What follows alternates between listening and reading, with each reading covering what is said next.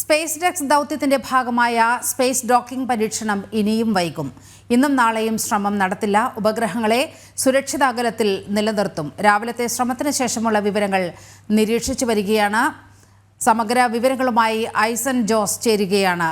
ഐസൻ, കൂടുതൽ വിശകലനത്തിന് ശേഷം മാത്രം ദൗത്യം എപ്പോഴെന്ന് തീരുമാനിക്കുമെന്നാണ് ഇസ്രോ അറിയിച്ചിരിക്കുന്നത്. വിവരങ്ങൾ നീലിമ, തീർച്ചയായും കൂടുതൽ വിശദാംശങ്ങൾ പരിശോധിച്ചതിന് ശേഷം മാത്രമായിരിക്കും ഡോക്കിംഗ് എന്ന് രാവിലെ തന്നെ ISRO വ്യക്തമാക്കിയിരുന്നു. നമുക്കറിയാവുന്നതാണ്, ഇന്ന് പല ഘട്ടങ്ങളിലായി ഈ രണ്ട് ഉപഗ്രഹങ്ങൾ, അതായത് സ്പേഡക്സ് ദൗത്യത്തിലെ രണ്ട് ഉപഗ്രഹങ്ങളായ ചേസറും ടാർഗറ്റും, അല്ലെങ്കിൽ SDX-1 SDX-2 എന്ന് പറയുന്ന രണ്ട് ഉപഗ്രഹങ്ങളും 3 മീറ്റർ വരെ അടുത്തേക്ക് എത്തിക്കാൻ ഇന്ന് രാവിലെ സാധിച്ചു. അത് ഏറ്റവും കൂടുതൽ കൃത്യമായ അകലത്തിൽ ഏറ്റവും അടുത്ത് വന്ന ഒരു സാഹചര്യമായിരുന്നു. അത്തരത്തിലൊരു സാഹചര്യത്തിലുള്ള പരീക്ഷണം നടത്തിയതിനു ശേഷമാണ് ഈ രണ്ട് ഉപഗ്രഹങ്ങളും സുരക്ഷിതമായ അകലത്തിലേക്ക് മാറ്റിയത്. നമുക്കറിയാവുന്നതാണ്, ഈ സ്പേഡക്സ് ഉപഗ്രഹങ്ങൾ ഭൂമിയെ വലം വയ്ക്കുന്നത് ഒരു സെക്കൻഡിൽ 8 കിലോമീറ്റർ വേഗതയിലാണ്. അതിവേഗതയിൽ സഞ്ചരിക്കുന്ന ഈ സാറ്റലൈറ്റുകൾ കൂട്ടിയിടിക്കാനുള്ള സാധ്യത അടുത്ത് വരുമ്പോഴും കൂടുതലാണ് എന്നതുകൊണ്ടാണ് ഇത്രയും അടുത്ത് എത്തിച്ചതിന് ശേഷം വീണ്ടും പിന്നോക്കം കൊണ്ടുപോവുകയും തുല്യമായ സുരക്ഷിതമായ ഒരു അകലത്തിലേക്ക് കൊണ്ടുപോവുകയും ചെയ്തത് എന്നാണ് ISRO അറിയിച്ചത്.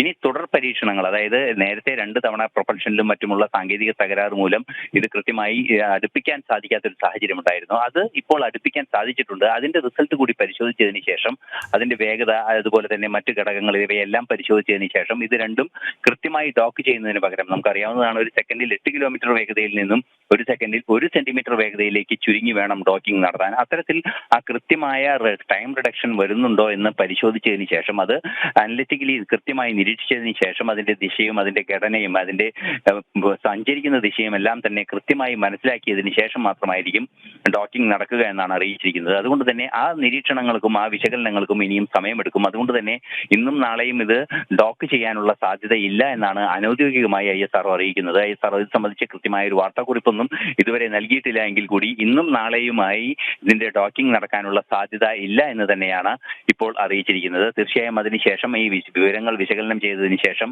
ഈ ഡോക്കിംഗ് നടക്കുമെന്ന സൂചനയും ISRO നൽകുന്നുണ്ട്. ശരി. സ്പാഡെക്സ് ദൗത്യം ഉപഗ്രഹങ്ങൾ തമ്മിലുള്ള അകലം വീണ്ടും കൂട്ടി. ഡോക്കിംഗ് നീളുകയാണ്. ട്രയൽ നടത്തിയെന്ന് ഇസ്രോ അറിയിക്കുന്നു. ഈ കുറച്ചുകൂടി കാത്തിരുന്ന ശേഷം ദൗത്യവുമായി മുന്നോട്ട് പോകാമെന്നാണ് ഇസ്രോയുടെ തീരുമാനം. വിവരങ്ങളാണ് ഐസൻ ജോസ് പങ്കുവച്ചത്.